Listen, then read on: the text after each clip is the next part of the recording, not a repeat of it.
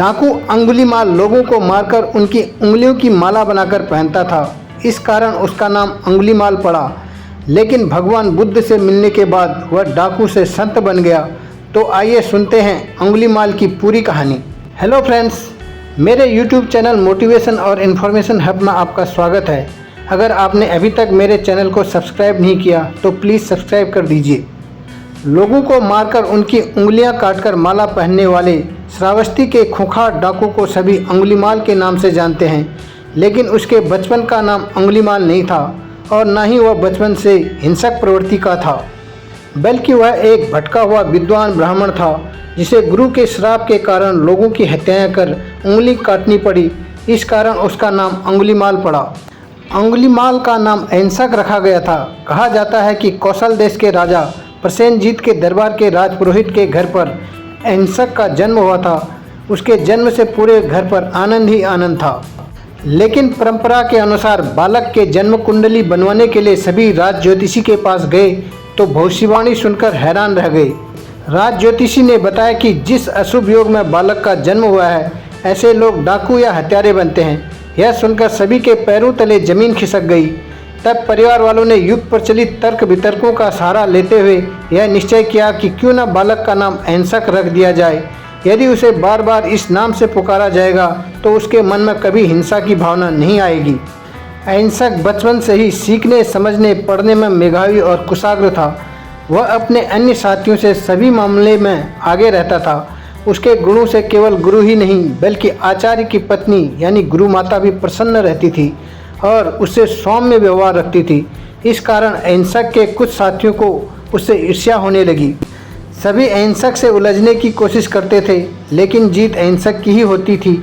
एक दिन उसके साथियों ने अहिंसक को नीचा दिखाने की योजना बनाई और आचार्य के मन में अहिंसक के प्रति घृणा भाव उत्पन्न करने के लिए कह दिया कि अहिंसक गुरु माता के प्रति कुदृष्टि रखता है।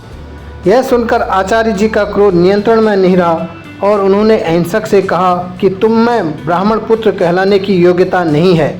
आचार्य ने अहिंसक को आदेश दिया कि तुम्हारी अंतिम शिक्षा तभी पूरी होगी जब तुम 100 व्यक्तियों की उंगलियां काट कर लाओगे और तभी तुम्हें दीक्षा मिलेगी। आचार्य के आदेश का अहिंसक धर्मानुकूल पालन करने लगा और हत्यारा बन गया। अहिंसक को डाकू अंगुलीमाल कहा जाता था क्योंकि आचार्य के आदेश पर वह लोगों को मारकर उनकी उंगलियां काटने लगा। वह श्रावस्ती के जंगल में जाकर लोगों की हत्याएं करने लगा। वह जितनी हत्याएं करता था उनकी उंगलियां काटकर उसे मालाओं में पिरो लेता था जिससे हत्याओं की गिनती की जा सके और उंगलियां गायब न हो। इसी कारण उसे अंगुलीमाल का नाम मिला। कहा जाता है कि जब श्रावस्ती में अंगुलीमाल का भय था तभी भगवान गौतम बुद्ध अपना वर्षावास करने वहां आए हुए थे। लोगों ने गौतम बुद्ध को अंगुलीमाल के आतंक के बारे में बताया, लेकिन वे मौन धारण करते हुए जंगल की ओर चलते गए। तभी पीछे से आवाज़ आई, रुक जा, कहाँ जा रहा है।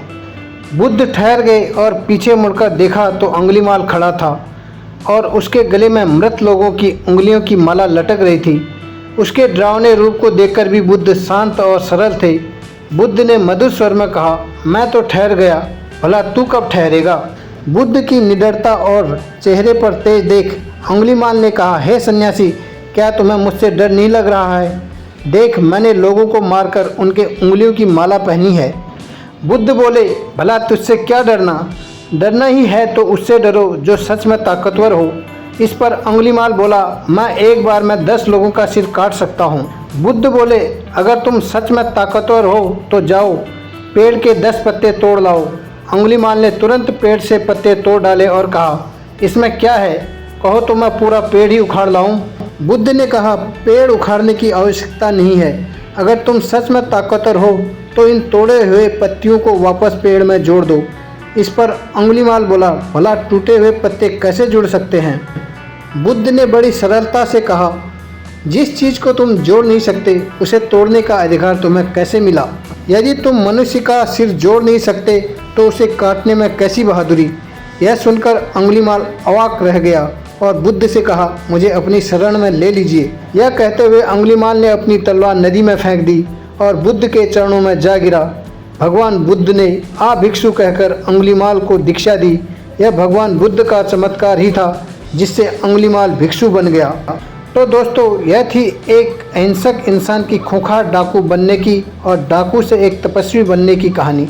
इसी तरह किसी भी इंसान को सही समय पर सही ज्ञान का अनुभव हो जाए, सही ज्ञान मिल जाए तो हर इंसान एक तपस्वी बन सकता है, एक ज्ञानी बन सकता है, उसका जीवन संवर सकता है।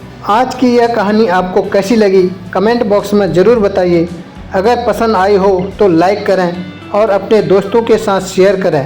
Thank you.